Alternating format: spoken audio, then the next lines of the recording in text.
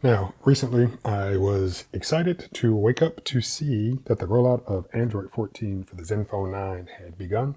My phone received it, downloaded it overnight, and I just needed to tap install or restart, whatever the verbiage was on the screen. And I was like, great, here we are in March, and finally got the update. I made a whole video about this, complaining about fragmentation and stuff. Android 14 for the Zenfone 10, which is the phone that came out a year later, started rolling out back in December of 2023. So about 2.5 months ago. So that's, not bad, but it's just evident when a company is starting to shift focus from one device to the next. And considering these Zenphones, at least as of right now, are only slated to get 2 years of support, yes, right now the Zenfone 10 is getting all of the support from Asus or Asus, but later this month, so yeah, we're in March right now, later this month, we're expected to get the announcement of the Zenfone 11 Ultra and maybe a regular Zenfone 11. Not too sure about that. And already we're going to start seeing, like, whenever that's released, we'll see that that phone now has the company's main focus. So it's unfortunate that that's what's going to continue to happen. But back to the release of Android 14 in general, we see that Samsung, so the S23, got it also in December, so that was good. So yeah, this was the beginning of the month, so good. And then of course when it was actually released back in October. So the Pixel got it back in October, I believe, but it looks like the Galaxies didn't start getting it till December. And then that was the S23 series, which came out earlier that year. So the S24s, when they came out in January, I believe, they came with Android 14 already on them. So great.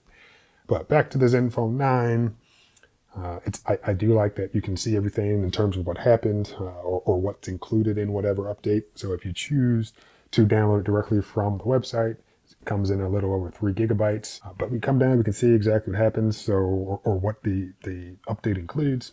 So of course, it tells you to back up all your data. Great. And then, of course, it lets you know that it upgrades the system to Android 14. And here's everything that it includes. And I'm not going to go through and read all of these things. But the only thing that I noticed immediately, because again, I haven't dug through everything, was, where is it? Number 10.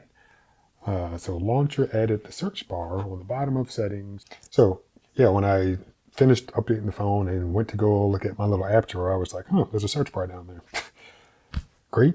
I can imagine I can turn it off because I don't have that many apps, so I don't need it to be there. Yep, just found the option to turn it off. So turned it off and it is gone. But now it's at the top. So wait a minute. Okay, so I guess it's always been there and I just haven't noticed it because it's at the top. But now that I'm noticing it, I see it. Okay, so I guess it's nice for that they gave you the option to keep it at the top or put it at the bottom, but I guess you can't just turn it off. So far, it's been an okay update. I am using my Galaxy S24 as my primary device, so at some point I'll probably upload my video about that. But the Zenfone as a whole continues to be a solid performer.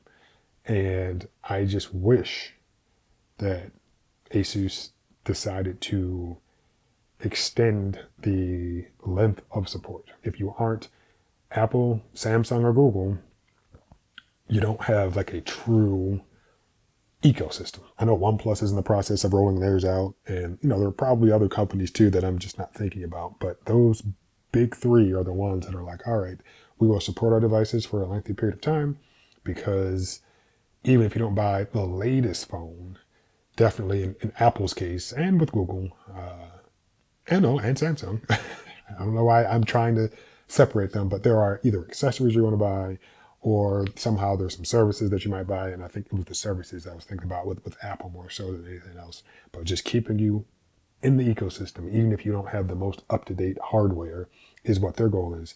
And with these other companies that are just selling you phones, they want to sell you the new phone every year because they aren't going to make more money off of you after you make that initial purchase. So I understand it. I just don't like it. It'd be nice if they extended their longevity of support.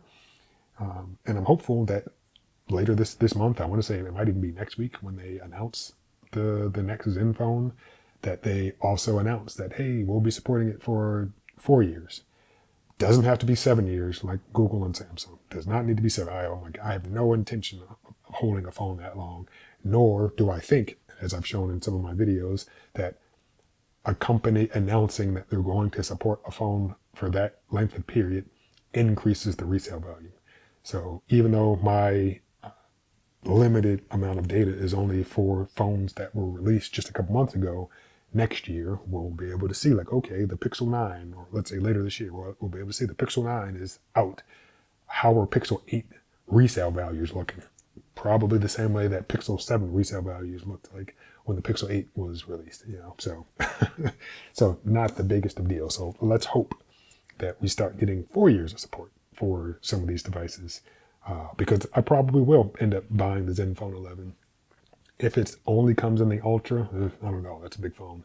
But if there's a regular Zenfone 11, yeah, I'll probably buy it. And who am I kidding? If the Ultra is affordable, I'll probably give it a try, even if it is like 6.6 or 6.7 inches.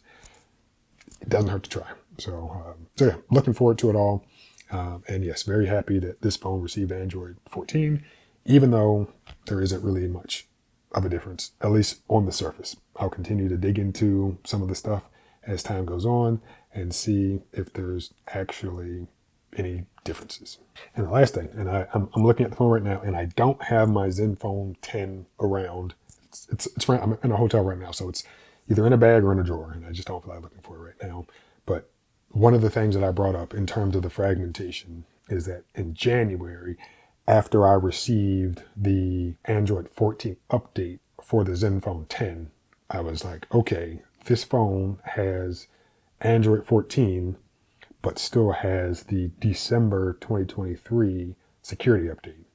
But then my Zenfone 9 still had Android 13, but had the January 2024 security update.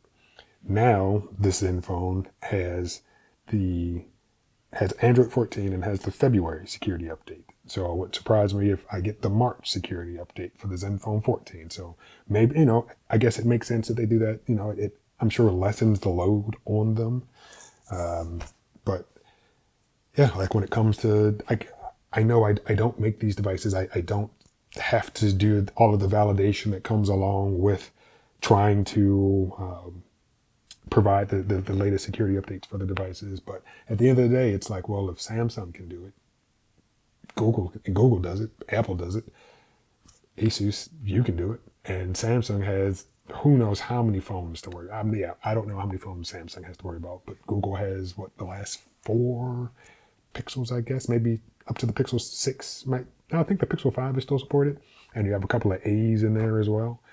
And I know in terms of from a resource standpoint, things aren't quite the same, but there has to be a way to improve this for everybody, make it easier for the company, but then also, continue to improve the user experience. So again, glad to see Android 14 is on the Zenfone 9, and I'm anxious to see what Asus announces/releases later this year.